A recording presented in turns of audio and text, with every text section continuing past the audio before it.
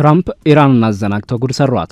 አያቶላዎቹም እኛም ማውቀናል ጉድጓድ ምሰናል ብለው አዲስ የጦር ስልት ይዘው ብቅ ብለዋል። ትራምፕ ኢራንን ካርግ ደሴትን ለመቆጣጠር ከ50 ሺህ ጦር በላይ አሰልፈው በፓራሹት ሊያዘንቡ ነው። ኢራንም ግዙፍ ጦሯን ካርግ ደሴት ላይ ማስፈር ጀምራለች። እስላማባድ ላይ የተሰየሙት ተደራዳሪዎች ውጤት የካርግ ደሴትን ዕጣ ፈንታ የሚወስን ይሆናል። ሆኖም ግን የጦር ጄኔራሎቹ የጦርነቱን አይቀሬነት በመረዳት ከወዲሁ መሳሪያቸውን አቀባብለዋል። ካርግ ደሴት በአሜሪካ ወታደሮች ተከባለች። ፋርሶቹ ምሽጋቸውን ቆፍረው ጠላትን እየተጠባበቁ ነው። ትራምፕ በድንገት የወሰኑት ውሳኔ ግን አጠቃላዩን ሁኔታውን የቀየረ እጅግ አስደንጋጭ ክስተትን ፈጥሯል። ትራምፕ ተኩስ አቁም ባሉበት አፋቸው ግዙፍ ጦራቸውን ወደ ቀጠናው ማሰማራታቸውን ቀጥለዋል። ከ50 ሺህ በላይ ወታደሮቹ የተላኩበት አዲሱ ስምሪት ኢራንን እጅ ለማሰጠት ሁለተኛው ዕቅድ ሆኖ የተቀመጠ መስሏል። ፔንታጎን በባህር ላይ ባለው ኃይል ብቻ ሳይወሰን የአሜሪካን ቀዳሚ የሆነውና ለፈጣን ምላሽ ዝግጁ የሆነውን የምድር ኃይልም ወደ ቀጠናው ልኳል። 2000 የሚጠጉ የ82ኛው የአየር ወለድ ክፍለ ጦር አባላት የስምሪት ትዕዛዝ ደርሷቸዋል። ትራምፕ ኢራን ለመቀየር 3 ዕቅድ ቀርቦላቸዋል። የካርግ ደሴትን መያዝ የሚለው ደግሞ ቀዳሚው ነው። የእጅግ አደገኛ እርምጃ ነው።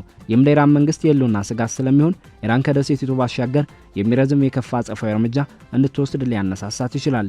ኢራን ከቅርብ ሳምንታት ወዲህ በካርግ ደሴት ላይ ተጨማሪ በትከሻ የሚተኮሱ የአየር መከላከያ ሚሳኤሎችን፣ ምድር ላይ አየር ሚሳኤሎችንና በርካታ ወታደሮችን አሰማርታለች። የባህር ዳርቻዎቿን በድሮኖችና መርከብ መቺ ሚሳኤሎች ተጨናንቀዋል። ማንኛውም የምድር ላይ ወታደራዊ እንቅስቃሴ የአሜሪካ ጦር ቀደም ሲል በኢራቅ ወይም በአፍጋኒስታን ካጋጠማቸው የጦር ሜዳ ሁኔታ ፍጹም በተለየና በኢራን ሰው አልባ የሰው መሳሪያዎች በታጠረ ቀጠና ውስጥ የሚከናወን ይሆናል። በመላው ዓለም በሚገኙ ዋና ከተሞችና በዓለም አቀፍ የነዳጅ ገበያ ላይ ከፍተኛ ድንጋጤንና ማዕበልን በፈጠረ መልኩ ዩናይትድ ስቴትስ በመካከለኛው ምስራቅ ያላትን ወታደራዊ መገኘት ይበልጥ አጠናክራ በመቀጠል ላይ ትገኛለች። ምን እንኳን በኢራንና በአሜሪካ መካከል የተደረገውና በቀላሉ ሊፈርስ የሚችል የተኩስ አቁም ስምምነት በስራ ላይ ቢውልም በአሁኑ ወቅት በአካባቢው የሚገኙ የአሜሪካ ጦር ቁጥር ከ50 ሺህ በላይ ደርሷል። ይህም አሜሪካ በመደበኛ ሁኔታ በአካባቢው ከምታሰፍረው የጦር ኃይል መጠን ጋር ሲነጻጸር በ10 ሺህ የሚበልጥ ከፍተኛ ጭማሪ እየታየበት ነው። በጦርነት የተፈተኑና ልምድ ያካበቱ በሺዎች የሚቆጠሩ የባህር ኃይል እግረኛ ወታደሮች ከሳንዲያጎ ተነስተው በባህርና በየብስ ላይ ጥቃት በመሰንዘር በሚችሉ ግዙፍ መርከቦች ታጅበው ወደ ቀጠናው ገብተዋል። ከዚህም በተጨማሪ የታዋቂውና በታሪክ ድንቅ ገድል ያለው የ82ኛው የአየር ወለድ ክፍለ ጦር አባላት በአየር ተጓጉዘው ስልታዊ በሆኑ ቦታዎች ላይ ሰፍረዋል። እንደ ትናንሽ ከተሞች ግዙፍ የሆኑ የአውሮፕላን ተሸካሚ መርከቦች የባህር ክልሎችን እያሰሱ ይገኛሉ። ዘመናዊ ጦር ጀቶችም የአካባቢውን ሰማይ እያተራመሱ ይበራሉ። ባለፉት 10 ዓመታት ውስጥ ታይቶ በማይታወቅ መልኩ የፔንታጎን ወታደራዊ አሰላለፍ ማንኛውንም ጥቃት ለመሰንዘር በተጠንቀቅ ላይ ይገኛል። የሁሉ ግዙፍ ዝግጅት የሚከናወነው የፕሬዝዳንት ዶናልድ ትራምፕ አስተዳደር ከቴህራን ጋር ውጤታማ ውይይቶችን እያደረግን ነው በሚልበትና ኦፕሬሽን ኤፒክ ፉሪ ኢራንን ወደ ድርድር ጠረጴዛ ያስገደደ ወሳኝ ድል መሆኑን በይፋ በገለጸበት ወቅት መሆኑ ጉዳዩን ይበልጥ አነጋጋሪ ያደርገዋል። የፔንታጎን ወታደራዊ እንቅስቃሴ በመካከለኛው ምስራቅ በሚገኙ ወታደራዊ ቤዞችና በባህር ላይ በግምት 40 ሺህ ገደማ ነው። ሆኖም ይህ ቁጥር አሁን ከ50 ሺህ በላይ ሊበልጥ ይችላል። የተኩስ አቁም ስምምነት ከተደረገ በኋላም ቢሆን እነዚህ ተጨማሪ ኃይሎች ወደ ቀጠናው መምጣታቸውን አላቆሙም። ይልቁንም ወታደራዊ ተንታኞች እንደሚሉት በታሪክ አጋጣሚ ታይቶ በማይታወቅ መልኩ እጅግ አስፈሪና ግዙፍ የሆነ የአሜሪካ የጦር አርማዳ በአካባቢው እንዲሰባሰብ ተደርጓል። የዚህ ወታደራዊ ግንባታ ዋነኛ አስኳል የሆኑት በሺዎች የሚቆጠሩ የባህር ኃይል እግረኛ ወታደሮች ናቸው።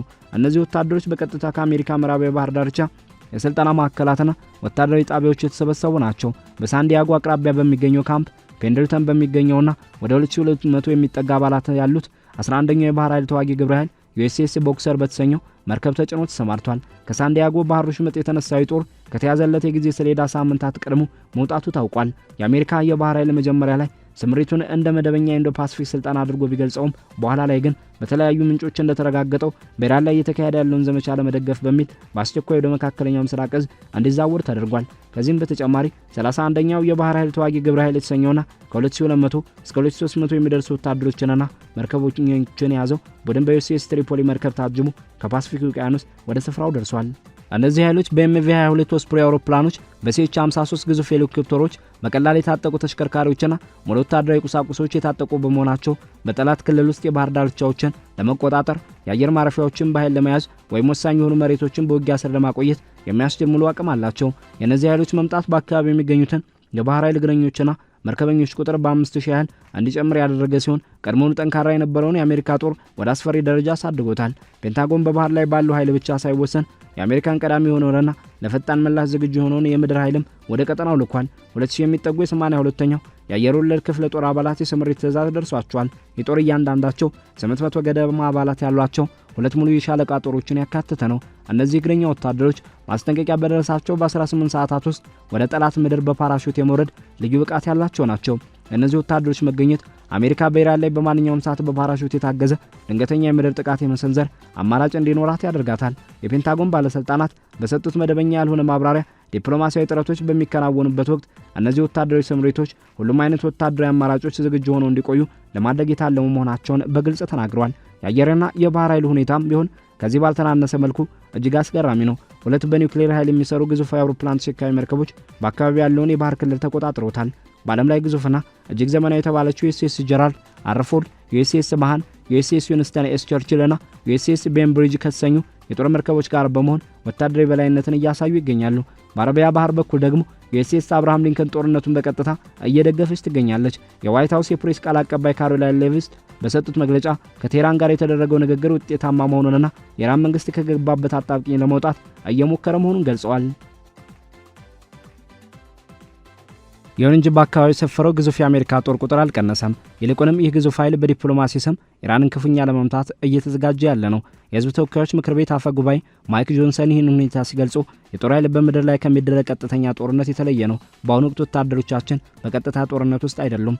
ሆኖም ኢራን ይህንን ግዙፍ ወታደራዊ ዝግጅት በጥንቃቄ ልታዩና ልብ ልትለው ይገባል ብለዋል። የወታደራዊ አስተላለፍ የተኩስ አቁም ስምምነት ከተደረሰ በኋላም እንኳ እንዲረግቶ መቀጠሉ ቀጥሎ ምን ሊመጣ ይችላል በሚለው ጉዳይ ላይ ከፍተኛ ግምቶችንና ጥልቅ ትንታኔዎችን ቀስቅሷል።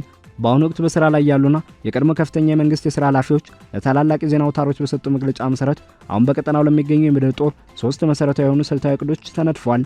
እነዚህ እቅዶች ሁሉም በራሳቸው እጅግ ውስብስብና አደገኛ ተልዕኮች ናቸው። የመጀመሪያውና በሰፊው እየተወያዩበት ያለው እቅድ ከኢራን የባህር ዳርቻ በ15 ማይል ርቀት ላይ የምትገኘውና መጠኗም አነስተኛ የሆነችውን የካርክ ደሴትን በቁጥጥር ስር መዋል ነው። ይህች ደሴት ለኢራን እጅግ ወሳኝ ናት። ምክንያቱም ኢራን ወደ ውጭ የምትልከውን 90% የሚሆኑን ጥሬ ነዳጅ የምታስተላልፈው በዚህ ደሴት ላይ በሚገኙ ጥልቅ የባህር ወደቦች አማካኝነት ነው። እነዚህ ወደቦች ግዙፍ የነዳጅ ጫኝ መርከቦችን የማስተናገድ አቅም ያላቸው ብቸኛ ተቋማት ናቸው። ቀደም ባለው የዘመቻው ወቅት የአሜሪካ ጥቃቶች በደሴቱ መሰረተ ልማት ላይ የተወሰነ ጉዳት አድርሰዋል። በባህርም በየብስም የመዋጋትና የግንባታ ምህንድስና ብቃት ያላቸው የአሜሪካ የባህር ኃይል እግረኞች ማንኛውንም አይነት ጥቃት በመምራት ደሴቱን በቁጥጥር ስር በመዋልና እዚያው በመሸግ የቴህራን ዋነኛ የገቢ ምንጭ የማድረግ ተልዕኮ ይኖራቸዋል። ከነርሱ በመቀጠልም የ82ኛው የአየር ወለድ ክፍለ ጦር አባላት የአየር ማረፊያዎችን ደህንነት ለመጠበቅ የተያዙ ቦታዎችን ለማስጠበቅ እንዲሁም በቦምብ የወደሙ ተቋማትን ለመጠገን ድጋፍ ይሰጣሉ። ሁለተኛው አማራጭ እቅድ በኢራን ውስጥ የሚገኙ ቀሪ የኒውክሌር ተዛማጅ ቁሳቁሶችንና ተቋማትን በቁጥጥር ስር መዋል ወይም እንዲዳከሙ ማድረግ ነው። ሶስተኛው ደግሞ በኢራን የባህር ዳርቻዎች ወይም በራሱ በሆርሙዝ የባህር ወሽመጥ ላይ ጦር በማስፈር በዓለም አቀፍ የኤነርጂ ፍሰት ላይ የተጋረጠውን ማንኛውንም አይነት እንቅፋት በኃይል ማስወገድ ነው።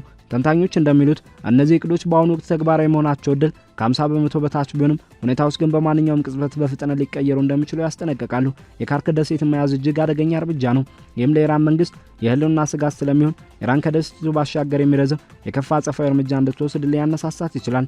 ኢራን ከቅርብ ሳምንታት ወዲህ በካርክ ደሴት ላይ ተጨማሪ በትከሻ የሚተኮሱ የአየር መከላከያ ሚሳኤሎችን፣ የምድር ለአየር ሚሳኤሎችንና በርካታ ወታደሮችን አሰማርታለች።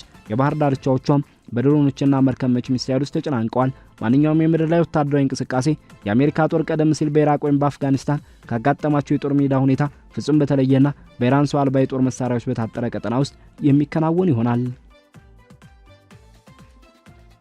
የኢራን ባለስልጣናት በማንኛውም የኢራን ምድር ላይ ለሚረግጥ የአሜሪካ ወታደር ከባድ አጸፋ እንደሚሰጡ በተደጋጋሚ አስጠንቅቀዋል። ይህም በፋርስ ባህረ ሰላጤና በሆርሙዝ የባህር ወሽመጥ ላይ የባህር ውስጥ ፈንጂዎችን መዝራትን ይጨምራል። የተኩስ አቁም ስምምነቱ ከተደረሰ በኋላም እንኳ ከፊል የመንግስት የሆነ የመገናኛ ብዙሃን በዋነኛው የመርከብ መጓጓዣ መስመር ላይ የአደጋ ቀጠናዎችን የሚያሳዩ ካርታዎችን አውጥተዋል። ይህም የባህር ውስጥ ፈንጂዎች አሁንም እንደ ትልቅ ስጋት መኖራቸውን የሚያመላክት ነው። የኢራን መከላከያ ምክር ቤት በሰጠው መግለጫ በማንኛውም የኢራን ግዛት ላይ የሚደረግ ወረራ በወሽመጡ ላይ ብቻ የማይወሰን የፈንጂ መቅበር ዘመቻ እንዲጀመር እንደሚያደርግ በግልጽ አስታውቋል። የኢራን መንግስት የትራምፕን የዲፕሎማሲያዊ ጥሪዎች በከፊል ውድቅ ቢያደርግም በሌላ በኩል ደግሞ ከዚህ አጣብቂኝ ለመውጣት እንደሚፈልግ ምልክቶችን እያሳየ ነው። ይህም ሁኔታውን እጅግ አደገኛ በሆነ የፖለቲካ ቁማር ውስጥ እንዲቆይ አድርጎታል። በዋሽንግተን ውስጥ እነዚህ ወታደራዊ ስምሪቶች ከፍተኛ የፖለቲካ ትኩሳት ቀስቅሰዋል። የደቡብ ካሮላይና የሪፐብሊካን ተወካይ የሆኑት ናንሲ ሜይስ በማህበራዊ ገጻቸው ላይ ደግሜ እናገራለሁ፣ በኢራን ምድር ላይ ወታደር እንዲሰፍር አልደግፍም በማለት አስተዳደሩ ኢራንን ሌላኛዋ ኢራቅ ለማድረግ ወደ ጦርነት እየጎተተን ነው ሲሉ ከሰዋል። የህዝብ ተወካዮች ምክር ቤት የታጠቀ ኃይል ኮሚቴ ሰብሳቢ የሆኑት ማይክ ሮጀርስ ደግሞ ስለ አማራጮቹና ስለ ምክንያቶቹ ግልጽ መልስ እንዲሰጥ በዝግ ስብሰባዎችን ጠይቀዋል። ቀደም ሲል የከባድ ጫና ስልቶችን ይደግፉ የነበሩ አንዳንድ የትራምፕ አጋሮች እንኳን ሳይቀሩ አሁን ላይ ጥንቃቄ እንዲደረግ ድምጻቸውን እያሰሙ ነው። ይሁን እንጂ ዋይት ሀውስ የወታደራዊ አስተላለፍ ለድርድር እንደ መጫወቻ ካርድ የሚያገለግል እንጂ ለወረራ መነሻ አይደለም የሚል አቋም ይዟል። አፈ ጉባኤ ጆንሰን በምድር ላይ የሰፈረ ጦር የለንም የሚለው ንግግራቸውን ደግመውታል። በዚህ መሃል የባህር ሰላጤው ሀገራት ግን ከተኩስ አቁም ስምምነት ያለፈ እርምጃ እንዲወሰድ ግፊት እያደረጉ ነው። የተባበሩት አረብ ኤሚሬትስ አምባሳደር ዩሱፍ አልኦታይባ በዎል ስትሪት ጆርናል ላይ ባሰፈሩ ጽሑፍ ቀላል የተኩስ አቁም ብቻ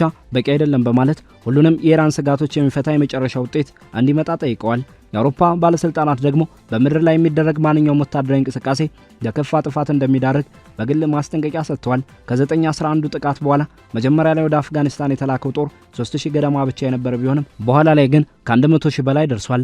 ራሳቸው ፕሬዝዳንት ትራምፕ የረጅም ጊዜ ጦርነቶችን እንደሚቃወሙና የቀድሞ መሪዎችን በማያልቁ ወታደራዊ ጣልቃ ገብነቶች ሲተቹ እንደነበር ይታወሳል። ይሁን እንጂ አሁን ያለው ወታደራዊ አቋም ኢራኖች መጡን መዝጋቷንና በወኪሎቹ አማካኝነት የምታደርገውን ጥቃት ተከትሎ በፍጥነት የተገነባ ቢሆንም አሁን ላይ ኢራን ከገባችው ቃል ወደ ኋላ እንዳትል አንድ ዋስትና ሆኖ ያገለግላል። በዚህ ግጭት ውስጥ እስካሁን ከ13 በላይ አሜሪካውያን ወታደሮች ሕይወታቸውን አጥተዋል። ማንኛውም የምድር ላይ ውጊያ ቢጀመር ግን ድሮኖች በሞሉበት የጦር ሜዳ ውስጥ የሟቾች ቁጥር እጅግ ከፍ ሊል እንደሚችል ስጋት አለ።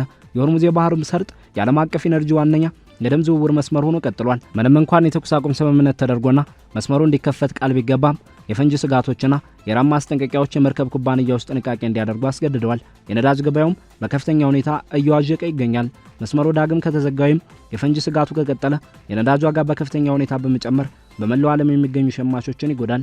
የካርክ ደሴት የነዳጅ ማከማቻዎች ከተያዙ ወይም ጉዳት ከደረሰባቸው የኢራን ጦር ዋነኛ የገቢ ምንጭ ይደርቃል።